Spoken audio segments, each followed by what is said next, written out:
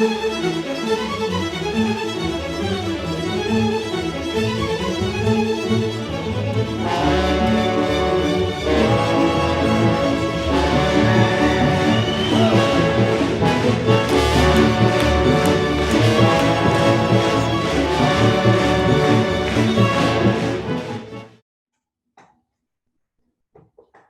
to another virtual virtuoso of the Cheyenne Symphony Orchestra. I'm William Intriligator, music director and conductor, and thank you for joining us again.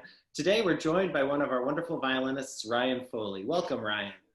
Hello, good to be here. Oh, it's great to have this chance to get to know you a little bit better. Maybe you could start off by just telling us a little bit about yourself, where you're from originally, and what drew you to the violin, and things like that. Yeah, so I'm originally from Long Island, from New York. What drew me to the violin initially, well, my father was a pianist, and so I'm sure I heard classical music growing up.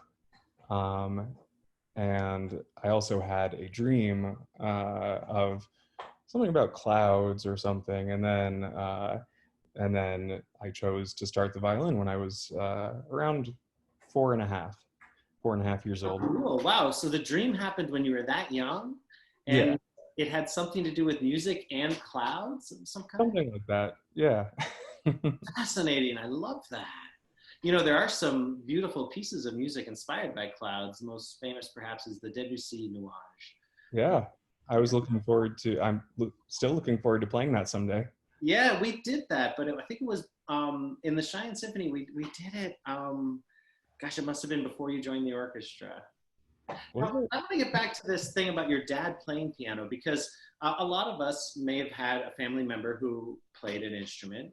Mm-hmm. But it sounds to me like your father, that was his career, right? I mean, that was his main thing. So tell us a little bit more about him.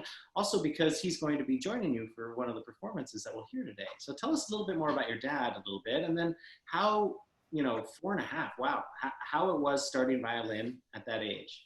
Yeah, it was a joy at first until I figured out you need to practice. No, it was great. It was great to have a father who was so supportive in music, and he spent his life as an educator, as a teacher in high school first, doing chorus. He actually taught Christine Gerke,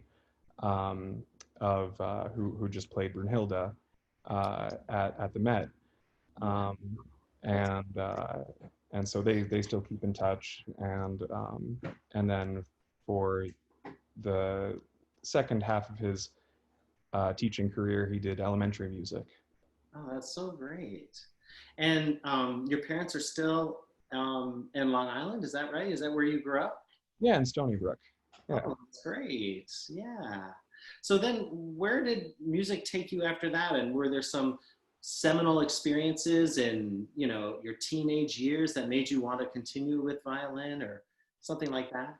Well, I was very lucky to go to a school district that had a really excellent music program, both in band and orchestras and chorus.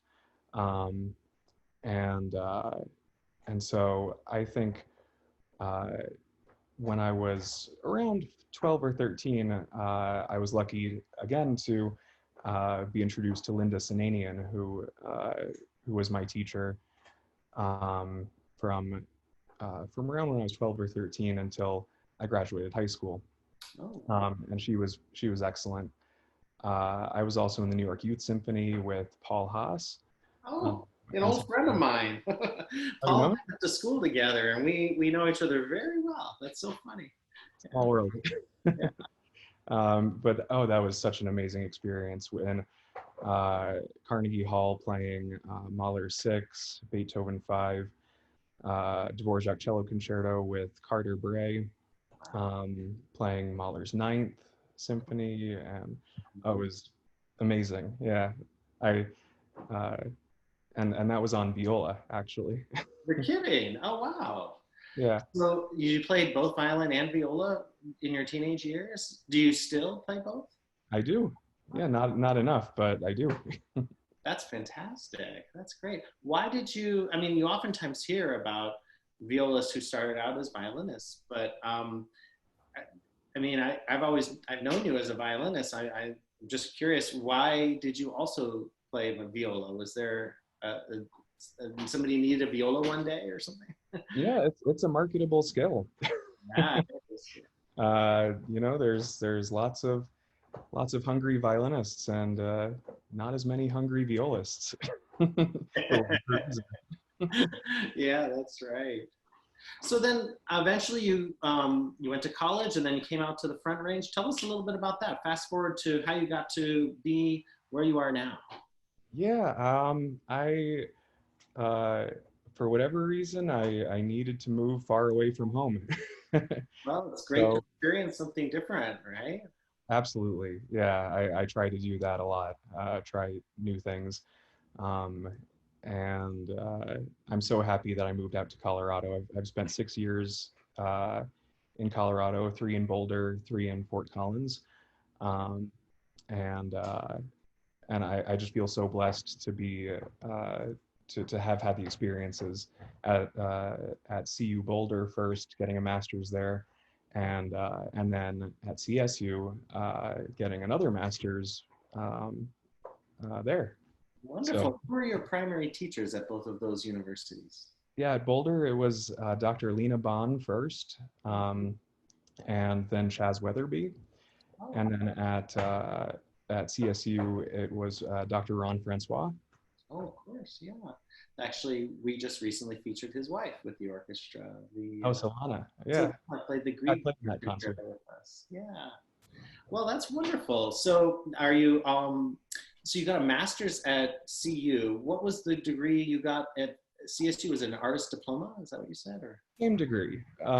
So I didn't really have a plan going forward after I graduated from CU. I was thinking of moving back to Long Island and going from there. Um, but uh, but thankfully, Chaz Weatherby let me know of a position at the Graduate String Quartet at CSU. So that's where I ended up, and I'm so glad that I did uh, because it really turned out to be a different degree, despite being the same degree yeah, uh, sure. on Well, if paper. you had a focus on chamber music, that would make it very different. Yeah. Exactly. I focus more on group playing and listening rather than solo and doing my own thing. Sure. Well, maybe you could give us a little introduction to the first piece that we're going to hear here. And then I'll come back and ask you a few more questions about other groups you may be playing with in the Front Range region and things of that nature. But let's get into the music a little bit. Why don't you tell us about the first selection? Yeah, so the first piece is Ponce. It was written by the composer with the last name Ponce, and uh, it's a beautiful little piece. It's called Estrelita, or literally translated, it means my little star. Um, but there's there's the subtitle, Star of Love. Ooh, Um, that's interesting. so the literal translation is different from the Sure. subtitle. Estrella de Amor. Yeah, um, Manuel Ponce, of course, was a Spanish composer, and I think among his most famous pieces is a guitar concerto that's fairly played often. Not a ton written for the orchestra, so some of our regular orchestra audiences might not be familiar with him, but this is a wonderful piece with that Spanish flair. And then tell us about who arranged it for violin. yeah, the man, Jascha Heifetz. One Yeah, of the greatest violinists of the 20th century, or ever, perhaps, Jascha Heifetz.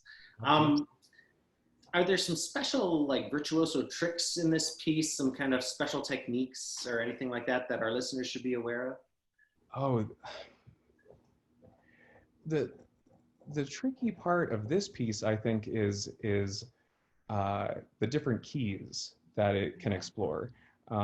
Sometimes it's written in with a lot of sharps, and sometimes it's written not with a lot of sharps. But the I think the thing to listen to is the rubato. Ah, So there's a lot of give and take, a lot of push and pull, um, and I think that's what adds a special flair to this particular piece. Wonderful. Yeah, for our non-musicians watching, rubato is when you stretch some notes of music and you sort of steal time here and then you make up for it later. And so it's that kind of expressive, kind of swagger, kind of holding on to certain notes and then you move on. Yeah. Well, that's wonderful. Now tell us about when this was recorded, where it was recorded, and some of those special details. Yeah, so I was so fortunate to be able to fly to New York um, just a couple of weeks ago. Thankfully, they got the COVID under control, and so I collaborated with my father on recording this in our living room. That's fantastic. That's so special. The first time in our virtual Virtuoso series where we've had a sort of, father son or any kind of like Oh, family so cool. member accompanying another one. So I think that's really, really special. So this was recorded just a few weeks ago on your trip back home to New York, you and your father. This is Ponce's Estrellita, right? Enjoy. Yeah.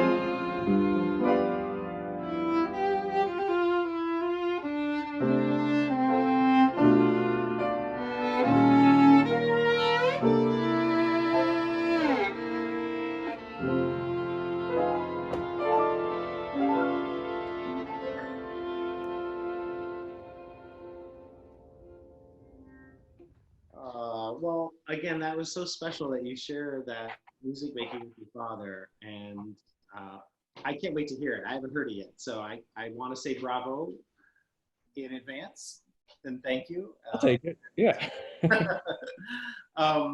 And while we're on the topic of other things, going on in your life, you mentioned that you just moved apartments or whatever it is.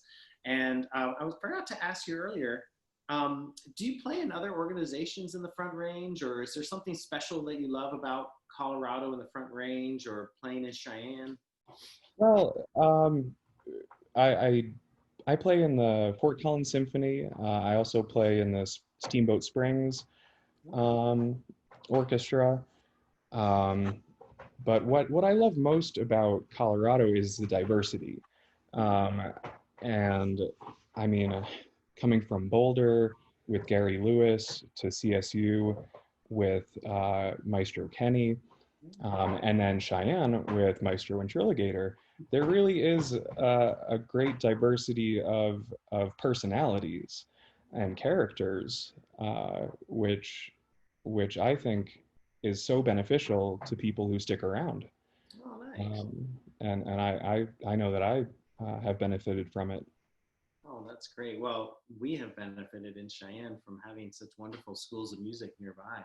It's been a recurring theme of these interviews over the weeks that so many people came to Colorado or Wyoming to go to school at one of these universities, and we're just so lucky to have such talent to choose from in the Cheyenne Symphony. So, and how many years have you been in the symphony? I'm trying to remember. Is it 4? 3? No, this will be my 3rd year. Oh yeah, that's right. Okay, 1. Well, I'm sorry it got cut short. I know it's been really hard. Has it been? Have you been keeping up with your playing during the whole pandemic time and everything, or did you? No.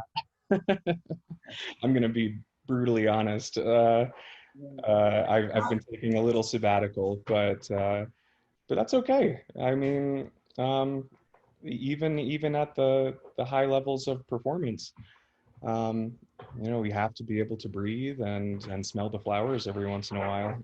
Exactly. Yeah, I kind of feel the same. I mean, I definitely feel the same way. I feel like I'm hoping that we can come back and there's a sort of freshness to the playing, and it's true that without an actual performance schedule, it's hard to just have the discipline to practice for practicing's sake. I mean, unless you have some kind of performance lined up.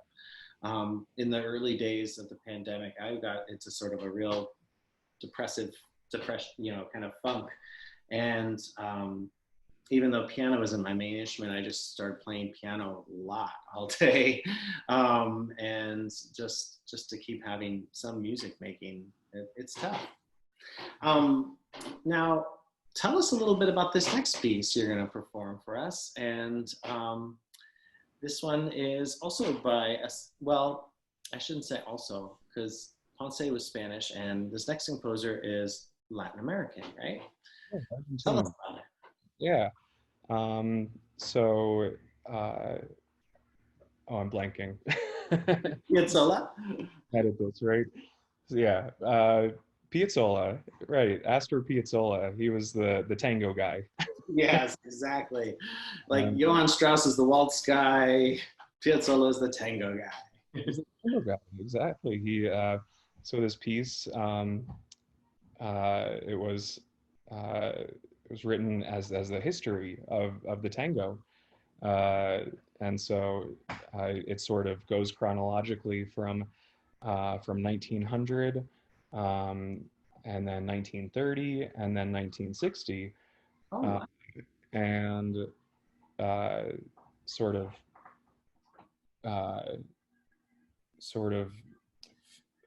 presenting how these what the tango was during these times. And so it's a very very interesting piece, both for the tango as a genre, and for Piazzolla himself for his own life. Wonderful.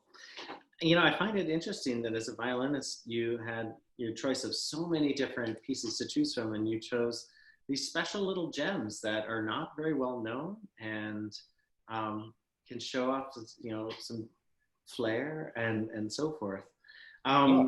Now, for the piazzolla, are there other kinds of things that our audiences should be listening for? Anything you want to point out before we get into it?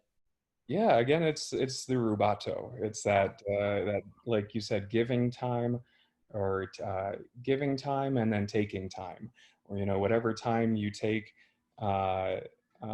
you have to give back for it to work. And so I think that's very poignant during this time. Um, so yeah, be listening for that. Excellent. So this is, and remind me the title of it. Is it called Cafe something? What is it called again? 1930. Yeah. 1930. How wonderful. So just close your eyes and imagine an Argentinian tango. How does that sound? All right, enjoy.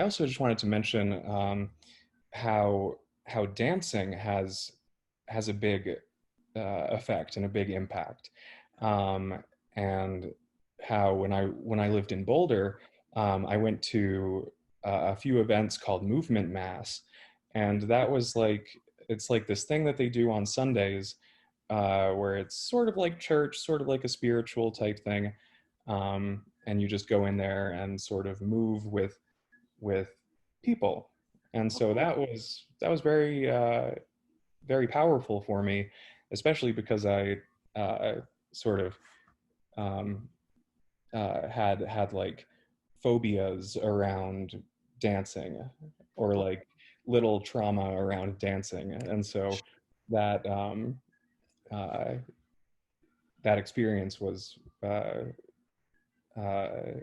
was very freeing. That's so great. Yeah. And it had a direct impact on your music making, it sounds like. Oh yeah, absolutely. Yeah. Fantastic. And you were telling me while we weren't recording that the Piazzolla piece was actually originally for not for violin. Tell us about that. Um, it, yeah, it was originally for guitar and flute, I believe. Cool. Wow. Um, And so there have been a lot of different arrangements for different kinds of other instruments to play. right, piano, violin. You can find it for cello, or yeah, lots of different possibilities. Huh, that is so It cool. always takes two to tango. So I don't know what a solo tango would be like, but that would maybe defy gravity or something. Right. Well, that is so cool. Thank you for sharing your music with us and opening up about your life as well. There is something else I wanted to ask you about because we talked about it once before.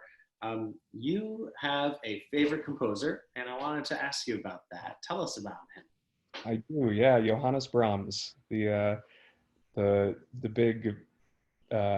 big red hedgehog. him. That's right. Uh, Ah, I just yeah. feel very connected to Brahms. He was um, sort of in the inner conflict, and his gruffness and everything. But um, I would like to I would like to change that moving forward, and I don't know, maybe be more like Mozart, maybe, or somebody a little less grumpy, I think. Well, his music isn't, I mean, his music, it has so many different wonderful moods to it too. I just love that you have a favorite and it's Brahms. And you told me once before that you really love his Violin Sonata in G. It's one of my all-time favorites too. Gorgeous piece. And I'm a little heartbroken because we were supposed to be doing Brahms's German Requiem this coming Oh, season. And because of the problems with singers and coronavirus, we were putting that off. We're hoping we're going to do it at the end of, I guess it would be 2022, in April of 2022 is what we're hoping. Don't want to get ahead of ourselves, but we will have Brahms in our future, but not a huge, big, amazing, beautiful Brahms coming up this season like we had originally planned. We had to sort of reprogram everything. We had carefully programmed next season out. We were going to be celebrating women composers and the centennial of women's right to vote in the US and the 150th of women's right to vote in Wyoming. And all of that, we had to change so that we could accommodate social distancing on stage. yeah. That's a have to be. Reprogramming it has also given me an opportunity to add a lot more composers of color and minority, a lot of Black composers, in response to what's been going on in our country this spring and summer. So that's going to be really, really fun to explore some of these lesser known composers and some fantastic, talented African American composers and other African composers of African descent. Really? So, Oh, yeah. can I tell a little story about? So something just happened to me. I do a lot of driving. I'm a delivery driver, as one of my day jobs, and so I listen to CPR, the public radio, and they played Duke Ellington's Three Kings with the Colorado Symphony, and and one aspect that, and then, well, the next day I was listening to a Haydn quartet because I just wanted some nice light music for some morning chores. And so I was listening to this Haydn quartet, and the second movement, I was struck by how similar it sounded to the Martin Luther King movement of Duke Ellington's piece, and so that really struck me, the poise and the dignity, but the quiet and and calm dignity that we don't normally associate maybe with Martin Luther King Jr. Uh, but then how that, and then how that character from Duke Ellington's piece uh, uh, is similar to Haydn's, and Haydn wrote for the Esterházys, so he wrote for royalty, and then Duke Ellington wrote for royalty. So it's interesting. I like that.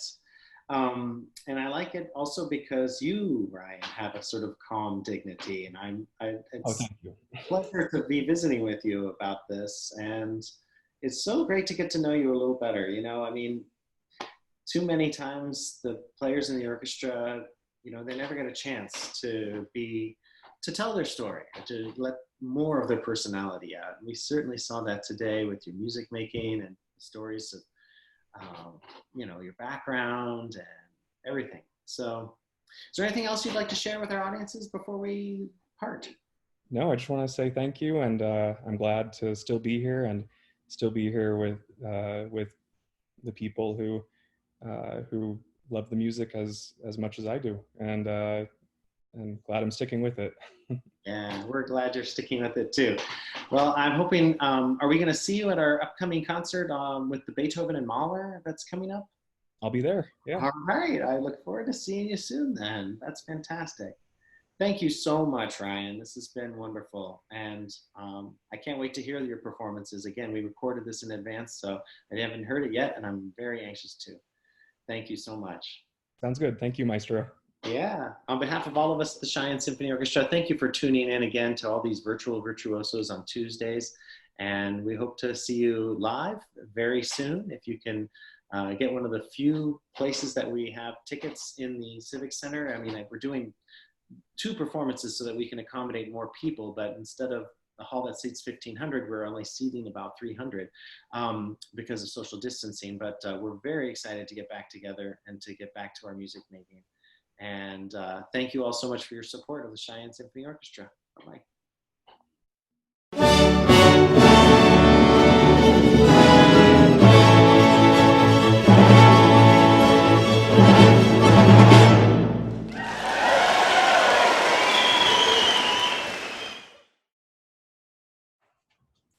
She's just getting used to things. We moved last week, so. Right.